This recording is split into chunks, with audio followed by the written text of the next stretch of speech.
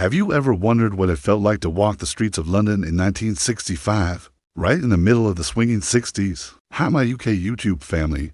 Did your parents or grandparents ever tell you about Carnaby Street, the Mini, or the sound of a new record playing in a shop window? Would you like to step back with me and feel the color, the music, and the bold new freedom that flooded London in the 1960s, especially 196 for 1967?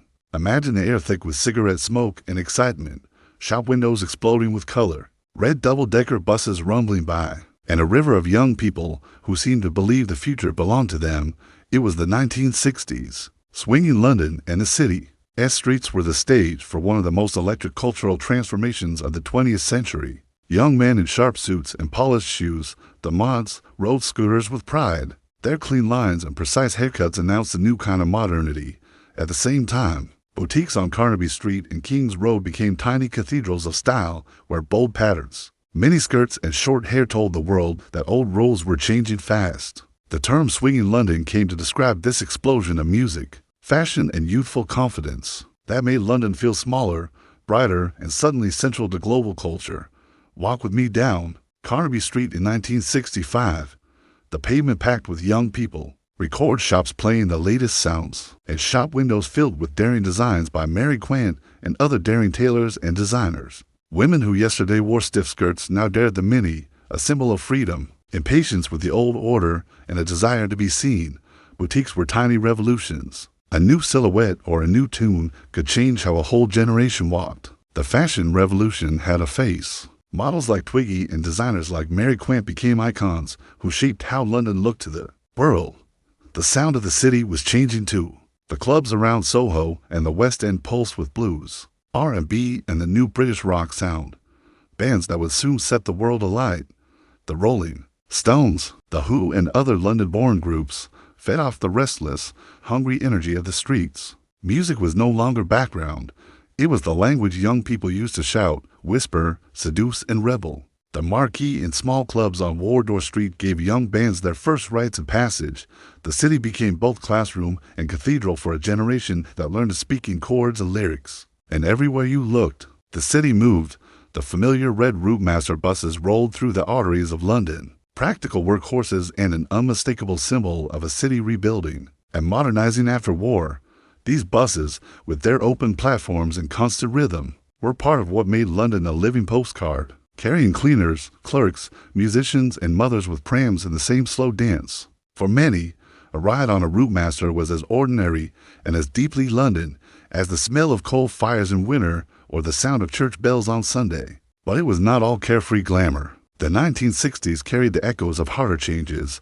Post-war rebuilding still shaped whole neighborhoods. Immigration from the Commonwealth was reshaping communities and sometimes testing the city's tolerance, and not every corner felt the swinging promise. In some places, the economic hand that lifted new opportunity was slow to reach.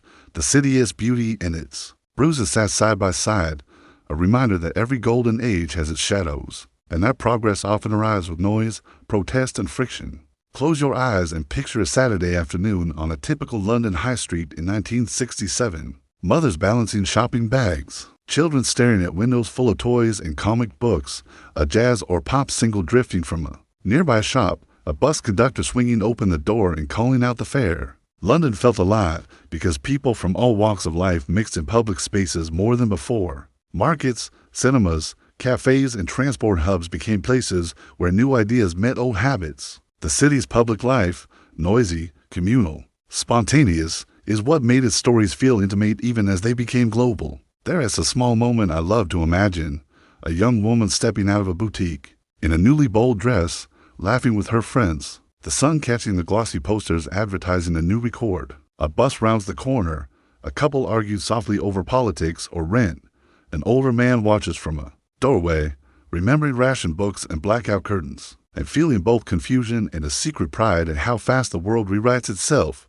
These tiny, ordinary moments, the heartbeat of London's streets, are what made the 1960s unforgettable. They were not just scenes in a film, they were real choices, real risks, and real triumphs for millions of people. Why does it matter now? Because those streets taught the city and the world how to remake itself.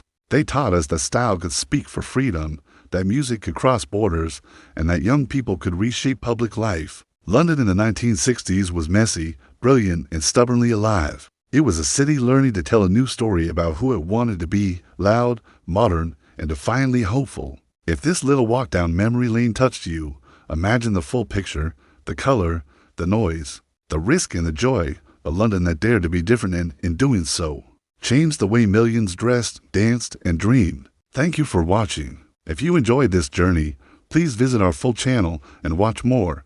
Like the video, subscribe to the channel, share this with friends, and leave a comment below to tell us which 1960s London memory surprised you most. Your support helps us bring more stories back to life, so don't forget to subscribe and comment.